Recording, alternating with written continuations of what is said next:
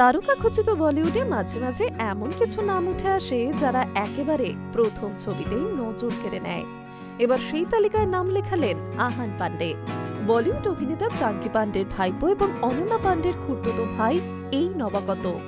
পরিচালক মোহিত সুরির সাইয়ারা ছবির হাত ধরেই বলিউডে অভিষেক তার, আর তার সিনেমা হলমুখ দর্শকদের মন জয় করে নিয়েছেন। শুক্রবার মুক্তি পেয়েছে সাইয়ারা। মুক্তির পরই বক্স অফিসে ছড়ি ঘোরাতে শুরু করেছে এই রোমান্টিক ছবি। কৈময় সূত্রের খবর অনুযায়ী প্রথম দিনে ছবির আয় 21 থেকে 23 কোটি টাকার মধ্যে। মাত্র 30 কোটি বাজেটের ছবি এই সাইয়ারা, যার গান, গল্প এবং অভিনয় তিনটি স্তরে সমালোচক এবং দর্শকের প্রশংসা কুড়িয়েছে। বহুদিন পর দর্শকরা এক প্রকার পরিপূর্ণ রোমান্টিক বলিউড ছবি পেয়েছেন বলেই মনে করছেন বিশ্লেষকরা।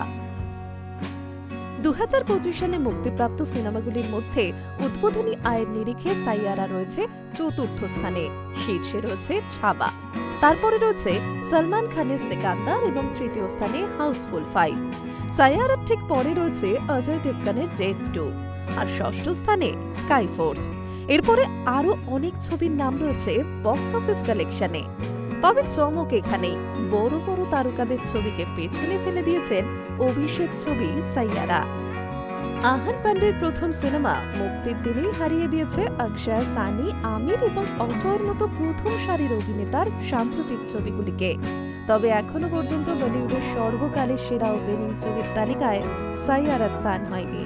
তবে প্রথম ছবি হিসেবে আহানের এই সাফল্য যথেষ্ট তাৎপর্যপূর্ণ। Hi news network.